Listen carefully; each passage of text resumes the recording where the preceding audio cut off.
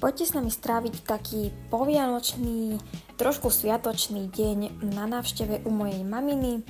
Išli sme k nej po obede, volala nás, pretože tam mali prísť aj moji krstní rodičia s ich malým. Tak sme išli trošku aj my, aby sme pokecali a deti, aby sa trošku pohrali. Takže sme sa naobedovali a potom sme pomaličky aj vyrazili. Keď sme tam prišli, tak sme samozrejme malej museli hneď zapnúť pesničky, pretože bez toho to proste nejde, takže tam mi takto tancovala. No a potom neskôr sa už hrala aj takto s ich malým, my sme sa medzi tým aj najedli, no a potom tam mi samozrejme zaujímali hlavne papuče, stále si ich dávala na seba a skúšala v tom chodiť.